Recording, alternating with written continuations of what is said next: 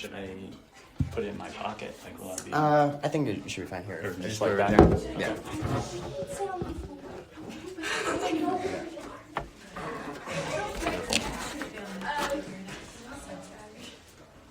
I think there's maybe a few more chairs on their way in case you don't have one yet. All right, so welcome to the session for speakers with limited vocabulary. That's me. So my talk titled "How Then Shall We Live?" I was hoping to move more on the practical side. We'll see how well I do with that. You guys can judge. The kind of subtitle is Avoiding the Temptations of Domination. So one of technology's greatest dangers is the temptation to dominate. It could be military-empowered empire, an industrial agriculture, a population dependent on pharmaceuticals, or a society that follows a technological elite. Those who possess the technology often use it to dominate something or someone. Those are kind of the things we want to look at. Just some off-the-top examples that you could see in warfare. We have Predator drones carrying like Hellfire missiles. It's a technology that's used to dominate the opponent. Monsanto patents. I don't know how many of you are familiar with Monsanto. You know, they've created all the patented seeds that we're using in agriculture now, and to the point where there's some of their patents are literally almost intrusive on patenting things in your body. Drugs, Ritalin, antidepressants, 2 or 3 dozen vaccines they want to give your children before they can speak. These are all forms of technology on the biological side that are used to control. We could talk about whether that's for good or for worse. And don't forget about the elites. We've got our friend Dr. Fauci and the legacy media and most of Silicon Valley. There's a lot of technology that's being used in some way to what I'm calling dominate.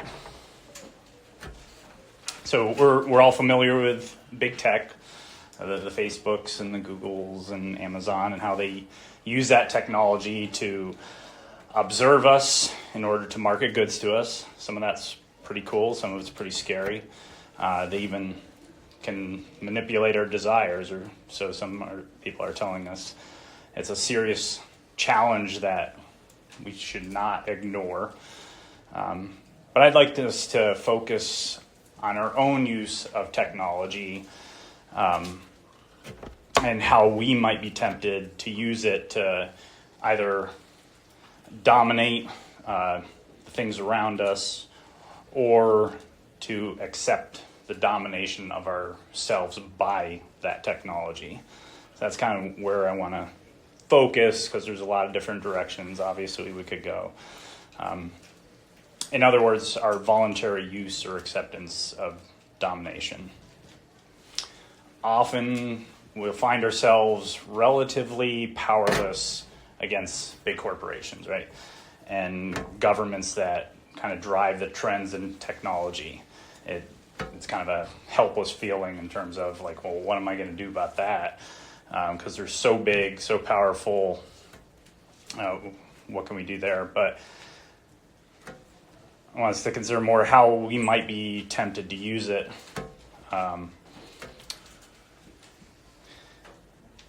Sorry, I lost my place.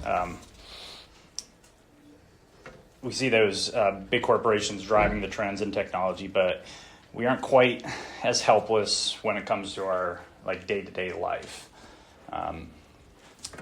They're driving the big trends that we see out in the world, the big tech corporations and governments. But as you live your daily life, there's any number of things. I mean, everybody here probably has one of these, that's impacting your life on a daily basis. And it's an infinite number of other things. The cereal that you pick up for your breakfast that morning, the amount of technology that's involved in that, not that it in itself is, but in the creation of it, there's a tremendous amount of technology to the point where you might want to question whether that is actually food. That's a big question. And you have absolute control over that because you don't have to eat that. You can eat something else. There are still chickens in the world that lay eggs, and that's not very technological. So those are the kinds of things that I think we need to be thinking about and that are very practical to our daily lives. So you may be wondering how the cultural mandate, that's your Genesis 1, be fruitful, multiply, fill the earth, and subdue it. How does that idea of exercising dominion differ from what I've been talking about, the domination? Because they are kind of the same word, right? Dominion, domination. So what's the difference there? So dominion in the biblical sense and domination in its popular use are not synonymous. I'll start with a sports analogy. We'll often talk about dominating an opponent, right? Versus if you want to practice with your teammates, you might scrimmage, and it might be the same form that's being used, but your goals are different from when you dominate your opponent in a competition to when you scrimmage your teammates. Your intent with your teammates is hopefully to build them up. Of course, I know the analogy does fail there too sometimes. In today's modern sports, we have a lot of the kind of wonder people that want to dominate just everything around them, and it's all about them. So we do have problems with that analogy, but you can see hopefully a comparison. When you're at the competition, you want to kind of destroy. When you're scrimmaging with your own team, you want them to improve because in the end, they're going to help you out there in the real competition. So there's a difference that we can see even in that aspect of our lives. Different object, different result. Another example, this one taken from Tolkien. Tolkien's idea of magic and witchcraft. So if you're familiar with Tolkien, witchcraft is sort of, in his thinking, the attempt to gain control of the natural realm and force it to submit to your own will, whether by deception or domination. So witchcraft is this forceful, make the natural world submit to you. On the other hand, magic in Tolkien's world is a subcreative act of nurturing creation, right? In such a way to glorify it and ultimately its creator. It's taking that thing in creation and raising it up and not making it serve your will, but making it serve its creator's will. It's magnifying it. That's the idea we're getting after with dominion versus domination. Those two comparisons. Witchcraft would be on the domination side, obviously, and then Tolkien's idea of magic is the creation mandate, that dominion that we're supposed to have. We use the ability we have to work with nature to fulfill its ultimate purpose rather than have it serve our own purposes. In Joel Salatin's words, how many have heard of Joel Salatin? All right, so about half the room. So Joel Salatin, for those of you who don't know him, he is a farmer. He's probably the most famous farmer in the world, which means probably still most of you wouldn't have heard of him because how many farmers can you name?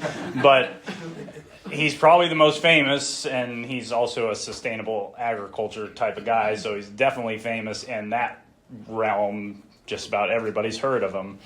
But If I was to make a theological comparison, he would be kind of the R.C. Sproul of agriculture. Many of us, R.C. introduced us or kind of walked us through our understanding of Reformed theology and maybe many other aspects of Christian living and theology as a whole. He's done that for many in the Reformed camp. Joel Salatin is kind of like that for agriculture, particularly if you're talking sustainable agriculture, not like the big ag monster that exists as well. But in Joel Salatin's word, this concept of dominion and domination, witchcraft and magic, he would call it's enabling the pigness of a pig. All right? And what he's getting at there with that phrase is he has this concept, or this recognition, I should say, of you have a pig, and it has a nature to it. It behaves a certain way. It wants to do certain things. And as a farmer, his job is to enable that pig to live and do what it's designed to do by its creator, not to make it serve your ultimate ends, which is bacon. Right? So industrial ag can have the same ends as like both of you want to see bacon. But one of them is just completely controlling that creature to get that end result that they want. Now, that animal, and we'll talk about it further, is designed by God for you.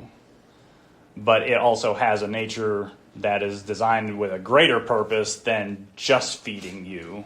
It's to glorify its creator.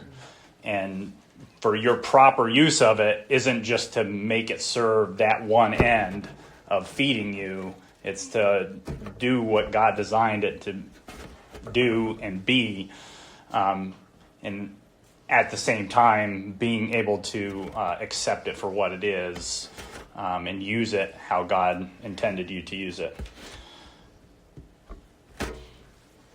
So understanding Tolkien's concept of magic in Middle-earth is actually the key to sustainable agriculture on our Earth, if you will.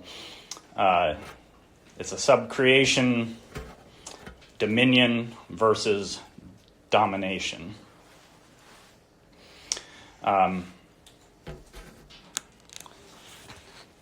So I'd like you to kind of think about it as basically I want you to use magic to fight the corruption of technology in Tolkien's sense. Recognize God's purpose for creation and help it to flourish. It's like in Tolkien, that's what the elves do quite well. Men, not so well, which is probably some of the lesson that he's teaching. But you see the elves, when they work in creation, they're able to manipulate it and make it flourish more. And I think that's his picture of ultimately what we are intended to do. There's a few errors that people will come across there. There's kind of two extremes. You have the agrarianism, which is kind of seeing a salvation through going back to that agrarian life. And that's not the solution I'm proposing here, that we should abandon technology and just all become farmers and use horse-drawn plows and stuff. It's certainly not. I love technology. We're using here. I carry this around all the time, and there's many other things. Love the technology, but it's using it properly. The other end is, for us, probably Christianizing technology. You just take anything that we want to use, and you put the fish symbol on it, and call it good to go. It's like putting a WWJD bracelet on your phone, and it's now Christian, and it's okay. And obviously, it's goofy and childish, but we do that with a lot of stuff. It's just if we start a Christian business and then use the technology the exact same way everybody else is doing it, but you just say, you put the little fish on your sign, your business front, and tell everybody you're a Christian and doing it. That's not exactly the way to go about using technology as a Christian. There are places that we shouldn't go with it. Again, getting back to that idea of domination, how are we using it determines whether we're using it as a Christian, not just we're a Christian using technology and that sanctifying everything that it's potentially used for. So so I'll use Tolkien again. If Sauron was a farmer, Mordor would be an industrial farm, and the orcs would probably be pesticide applicators, or perhaps your local fertilizer company. But he would probably quit and run for public office to become the head of the BLM. That's not Black Lives Matter. That's the Bureau of Land Management, which owns most of the land in the United States, and the USDA. So why have a farm when you can be the politician to rule them all right? That's kind of the picture that I want you to get from Tolkien as it relates to agriculture. That's that domination that is pictured by Sauron. And the same thing goes on in our agricultural world, where everything is being controlled and used to serve a purpose of a man rather than to recognize its purpose. Do a very brief little history thing. I picked this up from Joel Salatin as well. Not too long ago, but he was doing a talk. I think it was an old recording of his on some of the origins in agriculture, and he's like, in 1837 there were three things that happened. He's kind of implying three things that happened that led to where we are today in our modern agricultural movement. 1837, the reaper was invented. Okay, so there was no more just purely handwork. The reaper was invented, so we got technology. Second thing, this guy named Justus von Liebig, don't know if I'm saying that right, but he was a scientist of sorts, did a variety of different things. He was a chemist, but one of the most significant was he discovered some of the significance of NPK. So NPK is your nitrogen. I always forget the P and the K. Chemists can help me out, but it's phosphorus and calcium. I don't remember which one's which. But nitrogen, phosphorus, calcium. That's your industrial agriculture. Those are the three elements that matter more than anything else, because that's your fertilizer. So this man, Justus von Liebig, he discovered the significance of those in terms of fertilizing, and that, in a sense, all life depended on those elements. Certainly there were others, and there was more nuance to his position, but he is somewhat recognized as the father of modern industrial, agriculture and fertilizer. So that's your second thing. That I would call that, again, another technology. You have a reaper. You have this discovery of the significance of these elements used in fertilizer, which is key to the modern big agriculture that we have. And then third, you mentioned that Darwin boarded the ship. I don't know the exact context of it, but Darwin steps into the picture here as well. That's what I want you to get from it. I don't know the exact situation Darwin was at that point, but so we have our two texts, and then as Dr. Price was mentioning last night, we have the introduction of a spiritual, intellectual decline, right, with Darwin. The change in our worldview of who we are, what we're made for, changing very rapidly at that point with Darwin's ideas and certainly others that were teaching along those lines. So all that stuff happens in 1837, and within 100 years, we're at the brink of the massive explosion of industrial agriculture. And not too long after that, it was 100 years from then, that'd be 1937. We got one World War done, one about to begin. Yes. Post-war, the World Wars, there's a whole lot of stuff that gets left over that was being used for industry at that time, for machinery, and what that transitions to now is a lot of your food. Okay, at that time, you had a bunch of these oils that were being used in machines. The wars end. There's a whole lot of manufacturing going on, producing seed oils. And they're like, oh, what are we going to do with all this stuff? Well, there's Crisco, and then there's canola oil, cottonseed oil. There's like 9 seed oils out there that are in virtually everything that you eat. It wasn't food.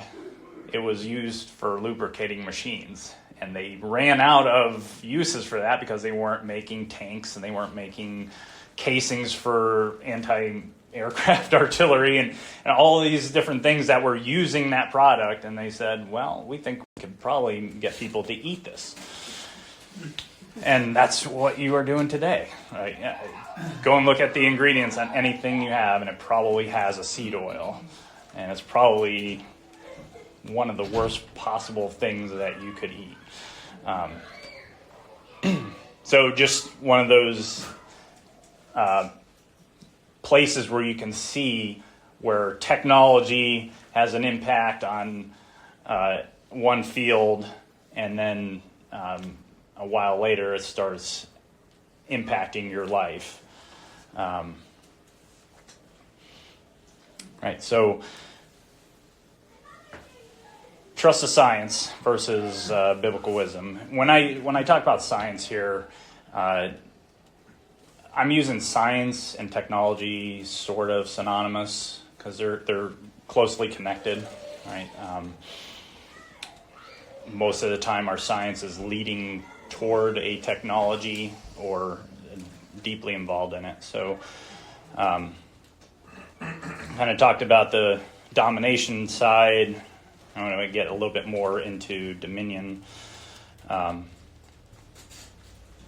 and particularly looking at biblical wisdom. So I'm going to use an example from a friend of mine. It's my raw milk example. So I have a good friend of mine frequently slanders milk consumption. He claims the research all indicates milk consumption after something like age 2 is bad for humans, at least according to PubMed, which is an NIH.gov website, by the way, completely trustworthy, I'm sure. So if a phrase like the research doesn't cause you to cringe, similar to the science, you probably, I don't know, you might have COVID and should probably get tested. You might also want to refrain from listening to anything else I have to say.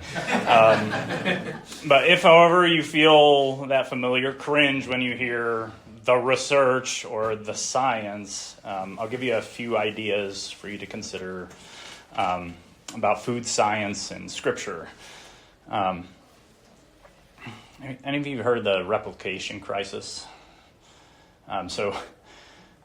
This is kind of going back to my friend here where he's like, well, PubMed, if everything you read on PubMed is against milk. And I'm like, okay. I already joked about it's a government website. There's always motivations there, but there's this problem that has been recognized in research called the replication crisis. And we have these studies out there that seem to prove X, Y, and Z. They prove some point. The problem is people have been finding that when you go and try to reproduce these studies, they can't reproduce it. Even if it's a double-blind study and it's peer-reviewed and it's in the journal Science, like it's got all the markers of legit, and they still have this replication problem at times. And what I want you to gain from that is there are other forces at work. Right? We already talked about domination. There's always somebody out there that is trying to control stuff. There's controlling narratives or controlling all sorts of things, right? So that replication crisis, I believe, is driven by that kind of, that will out there. You can have all the things in place to be legit, but if you have a desire to make a study say something, they can find a way to make it say something. And that's the majority of the research out there now. That's just what's driving it.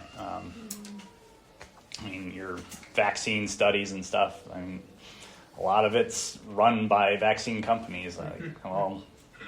Wherever you're at on vaccines, whatever, but, do you really trust when the company that's trying to sell it to you is the one saying it's safe and effective, or whatever the words are?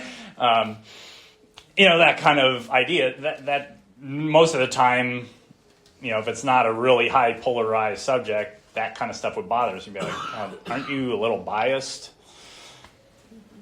Right, so that's out there. But I don't want you to think this isn't like a body by God or a maker's diet kind of talk. I'm not going to propose that the Bible is going to teach you everything you need to know about nutrition. I'm just simply suggesting following biblical wisdom is a better strategy for understanding nutrition than following the science. You mentioned science, technology, kind of using them synonymously. Technology is not knowledge, right? When we do talk about biblical wisdom or knowledge, what we were talking about there is moral skill. You get that from Bruce Waltke, but the moral skill aspect is it's not just knowing information. That's not wisdom. Wisdom is knowing the right way to use the knowledge that you have. Technology usually is some kind of information, but there's no moral that comes along with that in most of the science that we are fed. We're just fed, here's the information, you have to decide how to use it, right? That would be kind of the public school approach, secularized.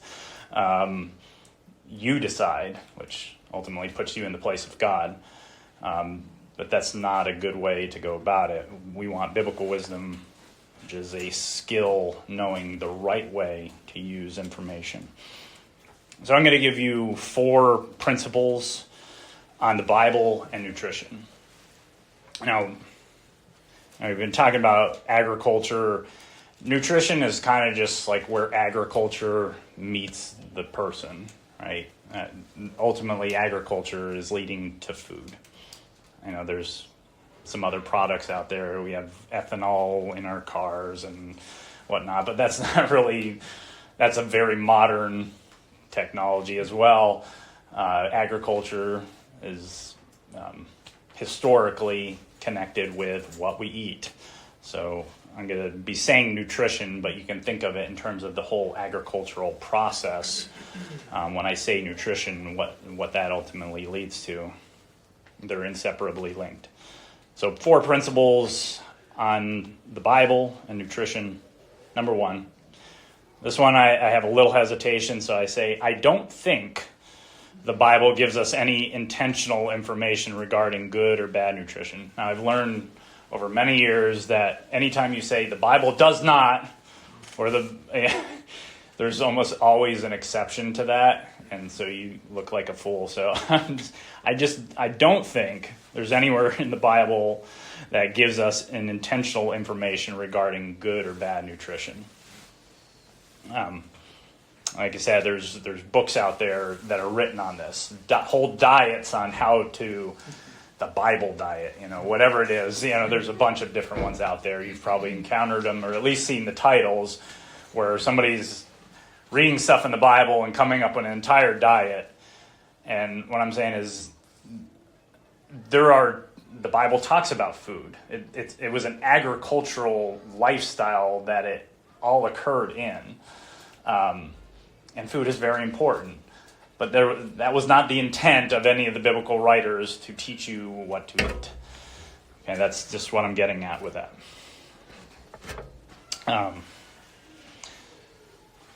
Also, just, please note when I say intention, unintentional, I'm limited in scope there. I'm a Calvinist, and of course I affirm that God speaks intentionally in all of his word.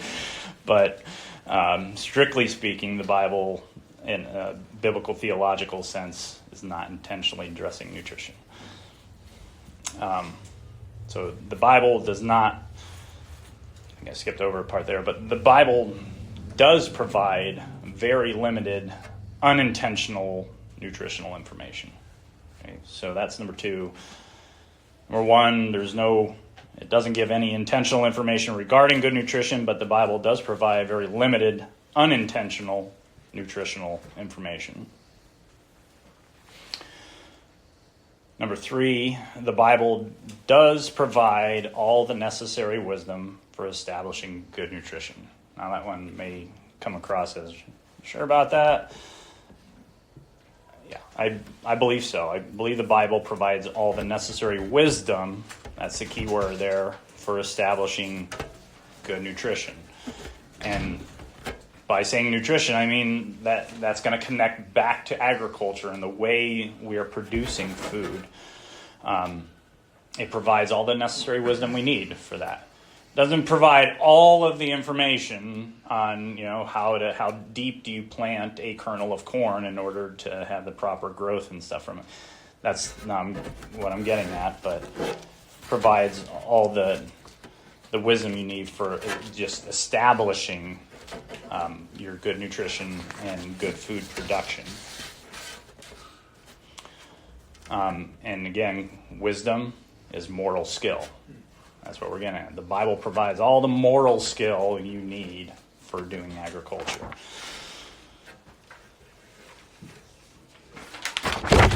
One thing to read on here. So I'm going to read a couple of verses to establish that. Genesis 1:31, and God saw everything that he made, and behold, it was very good. And there was evening, and there was morning the 6th day. So everything God made was good. Go back to my friend who says milk is bad, right? There's all sorts of things that people say, well, that's bad. You shouldn't eat, don't eat red meat. Don't eat too much fat. Okay, well, just establishing some basics here. God created everything, and he said it was good. I'm going to start with that. Genesis 9:3, every moving thing that lives shall be food for you. And as I gave you the green plants, I give you everything. Okay, so that's God speaking to Noah.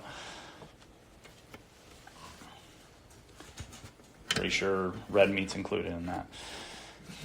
Deuteronomy 8:3, and he humbled you and let you hunger and fed you with manna, which you did not know, nor did your fathers know, and that he might make you know that man does not live by bread alone, but man lives by every word that comes from the mouth of the Lord. All right, so, God created all the stuff that we eat, but recognizing, understanding our purpose and the purpose of those things, one thing that we have to put together is it is not that food or that plant, that animal or whatever that ultimately sustains you. You do not live by that stuff alone. The speakers have been mentioning this too. Like literally every breath, every moment that you live is being given to you. Right? It's God sustaining you. It's not the bread alone. Keeping that in mind with everything that you eat, it's helping you. It's helping you achieve what you are supposed to be. It's given to you as a gift from God, but it is not the only thing that's sustaining you. It's not even the most important thing sustaining you. Mark 7:19, this is the New Living Translation, so you'll probably pick up on that. Food doesn't go into your heart, but only passes through the stomach and then goes into the sewer. New Living Translation. You gotta love it. Then the parenthetical note, by saying this, he declared that every food, or every kind of food, is acceptable in God's eyes. Contextually, he's talking about acceptable and clean and unclean. There's ceremonially clean kind of thing. But you probably know of different movements out there that restrict certain things. I mean, obviously we're familiar with the Israelites did not eat pork. They didn't eat all sorts of animals that were considered ceremonially unclean. But at the point in the earlier than the Israelites, both to Noah, okay, we had that verse earlier in Genesis 9 where he said, all of these things are given to you as food. So that precedes the restrictions that the Israelites had. So we shouldn't assume that, the Israelites were given these restrictions because these are all the healthy foods. Okay, there are diets out there that teach that. That's not a wise way of interpreting it. But at the same time, at later, in Acts and here, we find that, God has made these things clean again for his people, ceremonially clean, so there's not a restriction on them. And Acts 10:15, and the voice came to him again a second time. This is that vision that Peter has, if you remember it. What God has made clean, do not call common. This is one where the first time he sees a vision, he's like, "No, Lord, I've never eaten anything unclean. I'm not gonna do that." After God says, "Kill and eat." Those famous words, "No, God." So again, everything that God created, he's given in the plants and the animals for our use. And our fourth principle, Bible and nutrition. The Bible does not provide specific details on nutrition such as quantity, variety, preparation, etc. There are some general examples of such details, like Paul telling Timothy, take a little wine for your stomach. He has some kind of ailment. But aside from that, we get no prescription of how to eat from the Bible. And really the point of saying that is just really steering back to the Bible's given us, provides all the wisdom that we need for establishing good nutrition. It doesn't provide us all the information.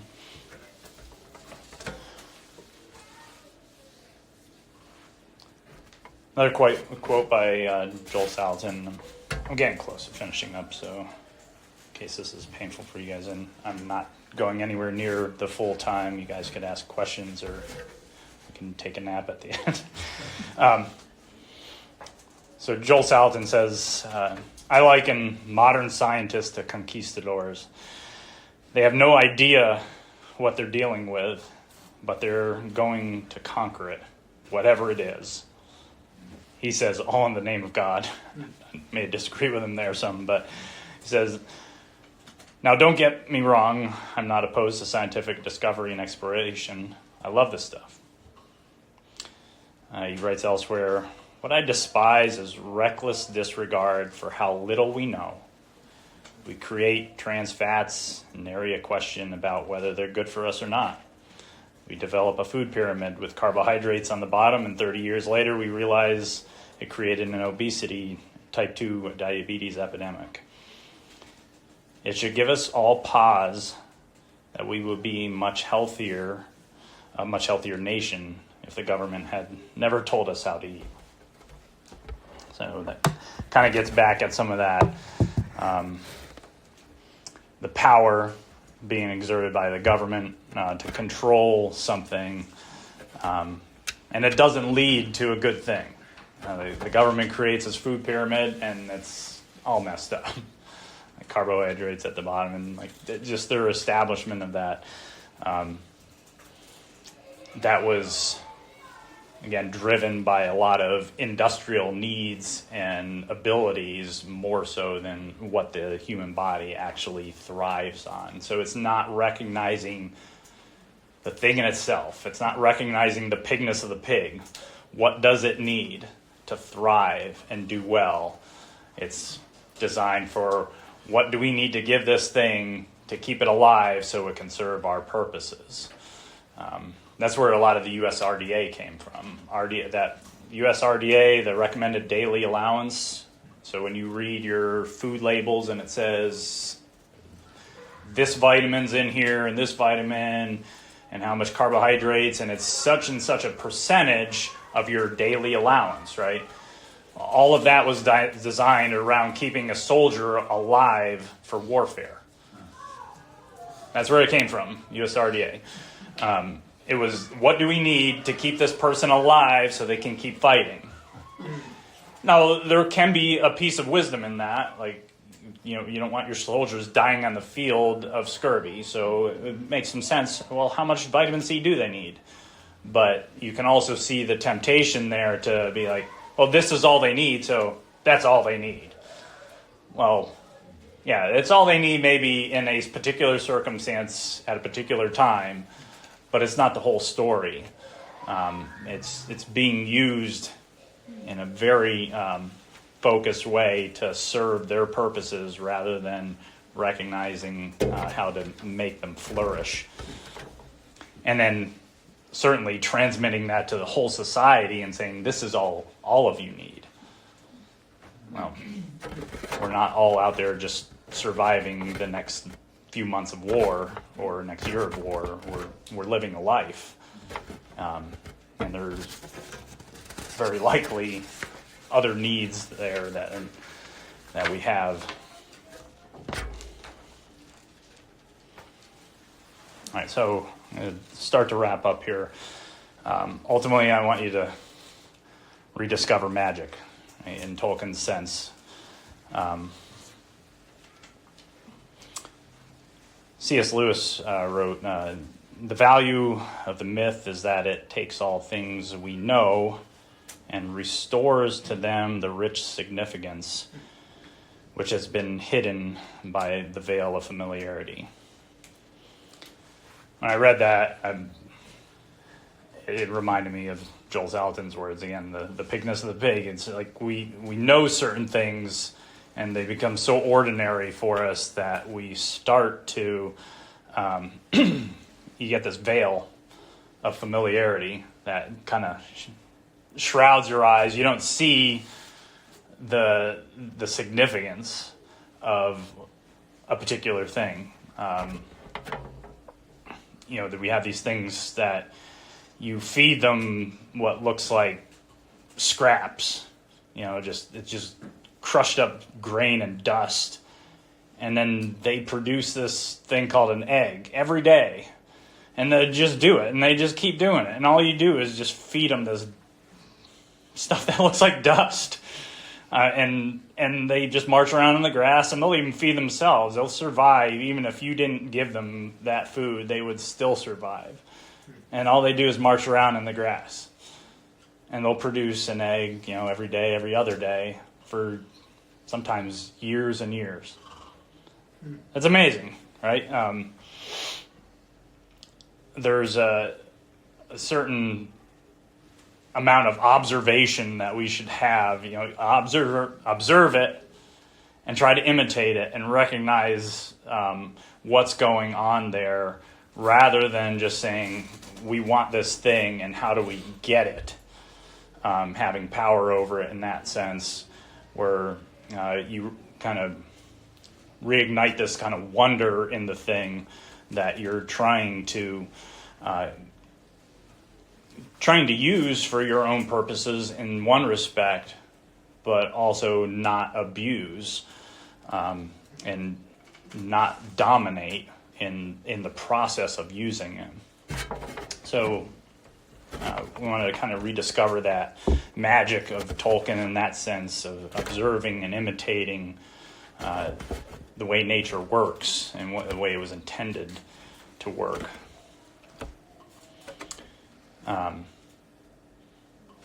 There's a guy, he wrote to Tolkien at some point, and I think he was getting at the idea of how we lost that ability. We lost our ability to actually work as sub-creators because of our fallenness. And Tolkien wrote a letter back to him, and he said, "Dear sir," I said, "although now long estranged, man is not wholly lost, nor wholly changed. Disgraced he may be, yet is not dethroned, and keeps the rags of lordship once he owned. Man, sub-creator, the refracted light through whom is splintered from a single white to many hues, and endlessly combined in living shapes that move from mind to mind. Though all the crannies of the world be filled with elves and goblins, though we dared to build gods and their houses out of dark and light, and sowed the seeds of dragons, 'twas our right, used or misused. That right has not decayed. We make still by the law in which we're made." Pretty literary in his writing there, but I think you can kind of grasp what he's getting at. We haven't wholly lost the ability, and hopefully all of you have learned, your theology has taught you we're fallen. We sometimes use the language totally depraved, or R.C. Sproul's version of it is radical corruption at the root, but it doesn't imply depraved to the uttermost. We're sinful, but we haven't lost all the ability that God has given or gave us at the beginning. We still have that ability to work with creation, to use it as it was intended for us, but also ultimately for the glory of the Creator. So ultimately I conclude, like, how then shall we live? I say, go to church, learn to worship, bring it home to your family, teach your children to obey all that Christ commands. That's the process that we go through to be ready to use that magic that Tolkien's talking about. That's the process that God has designed for us, the communion of the saints, to teaching of your family and your children, raising them up in that, teaching them from an early age how the world works, teaching them biblical wisdom from the start. It's very simple things, right? Teaching the Bible to your child. It's not the Bible, yes, there's complex areas, but it's not complicated in that sense, right? It's simple obedience of God's commands, like, right? The golden rule, do unto, like, we're all familiar with the Ten Commandments, and then the summary of those commands, the golden rule, as do unto others, as Christ summarizes it. That's very, very simple, but that's the building block of getting from, where we start to being able to use creation properly, using biblical wisdom. The book of Proverbs, there's nothing like out of this world wisdom in there. It's not teaching you rocket science. It's just teaching you simple truths of the world and how to live within this world and glorify God. That book is written for you to teach your children, or for you to grow into maturity. Very simple lessons, but that's what God has given us, so that we can be ready to observe the world and make magic, with it. So that's all I have. I think we're got 15 minutes if you have questions. Josh volunteered to answer all of them for me. If we open a window, I might be able to. Yeah. Oh, it is really warm in here, is it not? Just a little, so I don't. Do you have any like I'm enjoying this so much. I just tangible, don't want to fall asleep. accessible ways that people could slowly start disassociating from, domination and start getting tested opinion. Like I think of food, you talk about eggs versus just like, GMO cereals and stuff. Is there anything? Yeah. So on like the food front, since I'm supposed to be some kind of farmer agriculture. My wife wrote that bio. I don't know. It made me sound good. I don't know. It's probably disinformation, but we fumble with farming some. But like you don't have to have a tremendous knowledge. Like if you learn that idea like that, seed oils are bad, and you really work hard to avoid them. That would be a huge impact, I think, in your life, and that's all big ag, industrial agriculture. They're just dominating something. They're just like, let's take these plants and we're going to force them into a food. They used to be oil for machines, but we're going to make them into a food. Darn it, it's like that picture of domination, the seed oils, and just knowing that one piece of information, you can go out there and you'll find that you can't eat 90% of what you're eating right now. But very simple foods there's a lot of stuff out there now on traditional diets, going back pre-industrial diet. Weston A. Price Foundation is fantastic with that. If you haven't heard of that, Weston A. Price, he was a dentist back in the late 1800s. I don't know if dentist is the right word. One of the dental professions. Wasn't like orthodontist, but something in that profession, doctor. But late 1800s into the early 1900s, and traveled around the world visiting primitive cultures, and he defined that as cultures that had not yet had industrial food products introduced. So anything that's produced industrial, a lot of your cereals and stuff. And it didn't mean they didn't eat grains. Just everything was traditionally done. Whether they would have been hand grinding grains that they grew, probably fermenting them before they ate them. In all those travels that he did, the cultures that were still eating their traditional diet had virtually no disease. Their teeth were perfect, all of them. The only problems they would have are sometimes their teeth were worn down because they used them as tools. The Eskimos would chew on leather to form it into things, and they literally would wear their teeth down substantially. But other than that, their dental was perfect. Their faces were a different shape, because when you use your mouth properly, when you don't eat the sugars and processed foods that we eat, you actually develop a rounder face, which then eliminates the need to get wisdom teeth out. There's all kinds of connections that you can see related to health down the line that all become a problem because of the industrial food. So Weston A. Price found that, and in those travels that he did, he found he never it was never consistent in terms of the diet. So it was not the Mediterranean diet, or it wasn't stay away from milk diet. Every culture had their traditional diet, and they were all dramatically different. The only thing he did not find was a vegetarian society. Never found one, a primitive culture that remained 100% vegetarian. Some did because of their situation, that they had very little access to meat.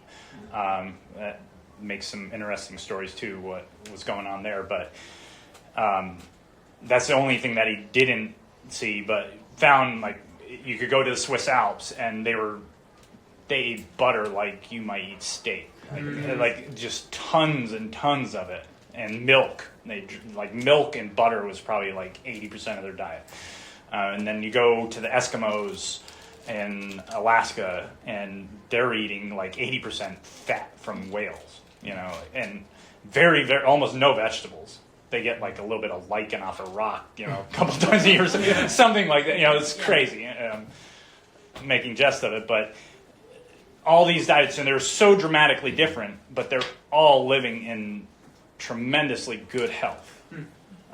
Death came about from the hazard of their lives, whether they're out hunting hazardous like killer animals or, like climbing up rock faces or, those are the things that got them, but most of them had elders in their villages that were 100 plus years old, and they don't even know how old they were because they didn't really count very well, but they just didn't pay attention to that. But the health was tremendous, and it's just pre-industrial agriculture. So the Weston A. Price Foundation is now a sort of nutritional food health kind of organization that's out there. They have cookbooks that are available, and it's not easy to like follow that kind of stuff really because it's so hard to get all of your food in that fashion. You can raise some chickens in your backyard. Right. Not everybody can raise a pig in their backyard, but you might be able to. Very few people can raise a cow in their yard. You just don't have the land. Most of us don't have the land access to it. So to be able to get grass-fed cattle, because cattle didn't eat grain. That's not nature, like way they were designed. They're a grass-eating machine, and that's what they're meant to do. They would maybe have a very, very little bit of grain, but today they're fed almost all grain. So it transforms the animal in the industrial model.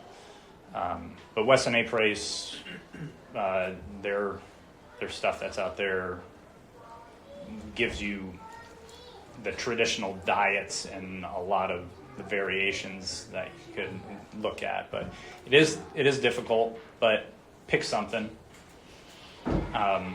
Raw milk in Pennsylvania, at least, is fairly easy to get. Way better. Like store-bought milk is terrible for you. Go ahead. Yeah, so I was like in Europe last week in France, and I have a problem with gluten, but I take like supplements, and like with the pasta and the bread that I ordered, I don't know, it seemed more nutritious to me because I was eating less, and like here it would take me much more to eat. I don't know, I seemed like, more content or something. Yeah, so in Europe, a lot of the food, like their laws in regard to food are quite a bit different. So where a lot of the things that the United States allows, like the FDA will allow them to put certain ingredients in food, they're banned in Europe. So, Europe tends to be much more far gone politically than we are. There's certain aspects of our country that are far worse than them, particularly in regard to nutrition and food production, because they allow so much more here than they do there. Some places glyphosate is that's glyphosate Roundup. It's a weed killer. There's countries in the world that don't allow its use. We use it. The other thing I noticed Billions of tons of it a year. was a lot more use of like glass containers rather than plastic. Yeah, microplastics is one of those things that a lot of people are pointing at as a big problem, which you get from anything plastic. Even if it says BPA free, it's still it's one of those subtle things they allow. Well, it doesn't have this kind of BPA, so they can say BPA free, but it has another kind. So, I'm supposedly a WAPF chapter leader up where I am in Binghamton. So I know about Weston Price and Joel Salatin and Lunatic Farmer and all of those kind of things. So I am wondering, and we have a a little homestead with animals and whatnot. So how do you have the similar, it sounds like, you have some animals, like how do you incorporate that then into your farm, these principles of, dominion as opposed to domination? Yeah, so we're not great at it, but we've had pigs, like board sow and raising piglets and everything. At one point we had 19. That's kind of as high as we got up to. We've had egg-laying chickens and beet birds and stuff. But yeah, like I was kind of talking about, like just how you let a chicken roam and it feeds itself. Like we buy organic feed, but a chicken isn't meant to be in a tiny cage, right? That's we all recognize that, right? Even if you go to the zoo and you see an animal and you're like, man, that animal ain't happy, right? You see that like lion and he's got like a room this size and that's his entire habitat. That's not the design for them. Not saying that zoos are all bad, but the same thing you kind of recognize in agriculture, like an animal, every other bird you know of roams around and goes different places and eats worms and bugs and stuff. They're not designed to be in this tiny cage. But the food you get from your grocery store, that's exactly the life that they have. They're in a tiny little cage. And the only reason you can eat that food is generally because it's sanitized highly. You would probably die if you just took the food from where it's produced. They have just tremendous sanitization practices in order for it to still be edible. So recognizing the way those animals are supposed to live, and it's like just open your eyes and look out in creation and see how the animals live, and try to, if you are a keeper of animals, try to make their life similar to what's going on in the wild. Our pigs were somewhat pastured, raised. It's more like weeds and rocks. Like by the time they get done with it, but they're not confined. The same thing with your pork. Pigs are like super confined to the point where they can't turn around. They couldn't even turn around where they're at. That's how they live their entire life. They were just fed, and then go to the butcher. They're in such a small place they can't like look the other direction. They'll never be able to turn around. That's the way they're raised. And there's all kinds of sanitary issues combined with that. You can recognize, we all recognize that. That ain't right. Right? You wouldn't do that to your own pet, let alone something that you're going to actually eat and put in your body. Like you don't want that kind of a situation. So it's not, like I said, it's pretty simple. But it's hard in our world because it's expensive right now. Yeah. We moved back here from Virginia, and my family has a farm. I'm not like the owner of the farm, but there's farm property there, so we have some room. We're able to, we've been raising pigs, not currently, but did that for several years, and chickens and stuff. And if you have the ability to raise some of your own food or find somebody that's doing it in a way that you think is reasonable, that's the best thing. There are a lot of farmers out there, and some of them, like if you go directly to their farm, some of them are pretty reasonable in terms of the prices versus going to Whole Foods or buying organic, which it really isn't that great in the store. You can get some really good quality. I think going to farmers markets is probably one of your best bets because it's the best way to meet the farmers themselves, and then often they'll it's tour the farm and see, and a lot of them are like beyond organic. It's not even just an organic thing, because that can still use a lot of things that you would be shocked at. It's a good first step. We'll go around, find out where they're at, and they come from all over, but you might find that one farmer that's close to you, and they might have more stuff that you can go to on a regular basis, or the farmer's market might just be your thing. You can go there. There's lots of different ways to go about it, but we're... I should get this out of my head. Like, so a turkey in the store And then there's Paulman's turkeys that are all stuck in one big thing, and then there's the natural, go shoot a turkey. I mean, is that, Paulman's like a middle ground, or you would have to like look at what they I'm do not. with that? Yeah, I'm not too just familiar curious. with I never a wide bought one. variety of I'm things. just curious, because Yeah. you just, I feel sorry for the one I drive I think by your every safest day. bet is always to find a farmer locally that is raising animals, and if you can, visit their farm and see what they're Yeah. doing. When we and did shoot turkey, we see ate if- some of those, know, so that was probably the best thing. Make sure they're recognizing the pigness of a pig. Yeah. Last Okay. one. I have a good friend who's a sharecropper and an agricultural educator, and he plans to start a farm at some point in the future, but I know that he wrestles with the idea that he also wants to have a family, and he is going to be economically disadvantaged by using more natural Right. methods of farming. So what spiritual advice would you give him to remind him that it is an admirable pursuit to appreciate the things that God created them in the way that he created them? That's spiritual advice. I don't know if I would say listen to what I said, but have him read some Joel Salatin. He's like very inspiring, and he's pretty sound. I wouldn't take systematic theology from him, but like he's a Christian guy, and his ideas related to agriculture are very sound biblically. But he's also inspiring, and he's also a great businessman. So there's an impact there to it. Like, okay, I'm inspired, but my family's going to starve because I can't make this business work. But like he's very good at what he does, and has lots of materials out there to teach you how. And there's lots of others too.